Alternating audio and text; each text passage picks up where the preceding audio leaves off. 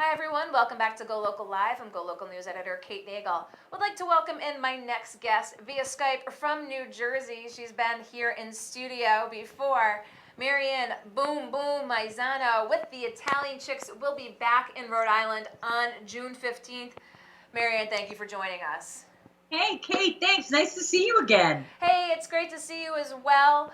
I like to tap into my quarter Italian whenever I talk with you and about this show.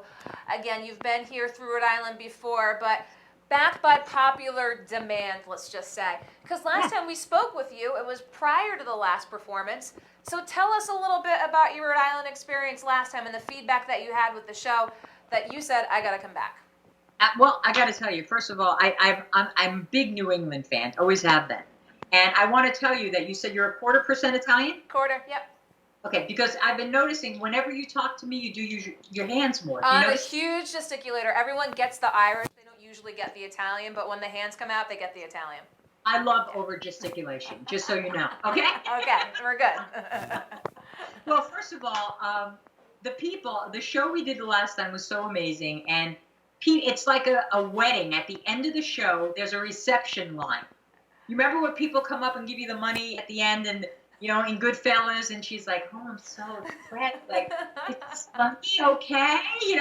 And there we were in the Odeum Theater in East Greenwich, right? And these people are online just wanting to hug us, kiss us, and say, oh, my God, that was so amazing. Oh, my God, it reminded me of being at Grandma's house on Sunday. Oh, my God, I heard words that I haven't heard since my nonna was alive. So these are things that make you feel good about, it's all about keeping the culture and traditions alive. And we do it in a funny kind of way, too. So do you have a lot of folks who are kind of a repeat audience members that just say, I'm coming back again this year for the show. I loved it so much last time. Yes, we do. And you know what's funny? Because in Canada, we were in the same place 5 times in Canada, all right?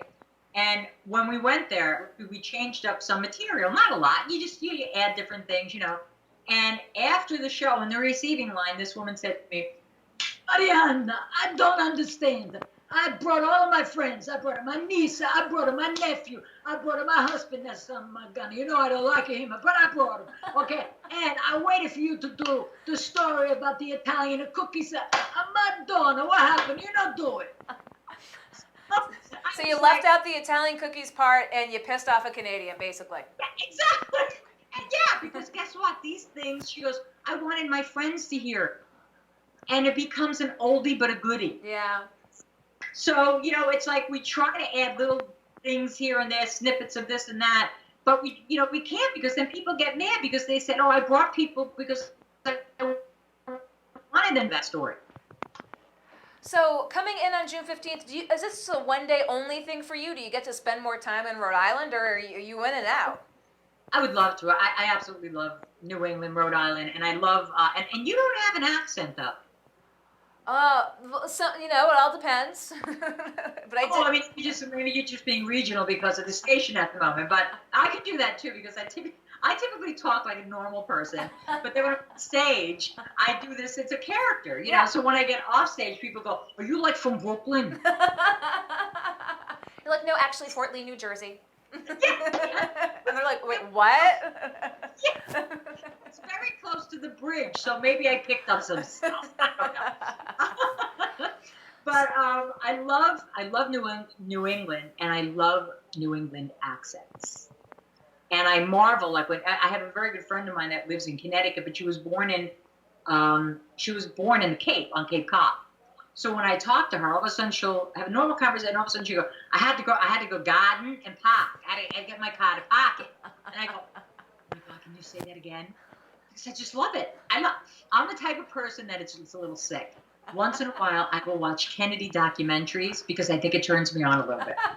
But the Kennedy accent, I talk about this with folks all the time, is like now it's defunct. It's gone. So where did it go? Yeah, what happened to that? Right. Like the new Kennedys that grew up, they what? What did they do? They got it beaten out of them. I don't know. There's no long, there's no. But if you it's funny. I was watching like Mad Men one time, and there were definitely some Bostonians on, and they had it, and it's now it's a relic. It's the past. Where did an accent go? I love it. I mean, I run into some guys sometimes, like up in New York here when we do a show, and they're from Boston, and they got that whole thing going on, and I'm just like, oh, it's almost like an English accent or a French accent. I throw in the Boston accent, and I'm yours for an hour and a half. That's it. So you've been doing the Italian chicks for a while now. As you talk about mixing it up, you're constantly on the road. I mean, is this your bread and butter? I mean, we talked last time about your path to performance was not a very conventional one. But talk with us a little bit. The Italian chicks and beyond. Yeah, well, what we're doing now is I've added some additional people to the group, and I use them almost as stand-ins for different things because all of us are doing a lot of different things with the show and then separately, which is why I think the show has lasted so long because we really support each other and love each other. And I mean, for example, I have my own one-woman play that I'm trying to bring to Rhode Island in Westerly, and it's about an hour and 10-minute play, and it's called Agita, and it's about the life and times of growing up first-generation Italian, being the youngest of four, and being exposed to infidelity as a young child and how it skewed my perception of love as an adult. So it happens to be a dramedy. I was gonna say it sounds, heavy, funny, and heavy all at the same time. So people laugh, people cry, which is great because you really want to have that visceral kind of roller coaster happening.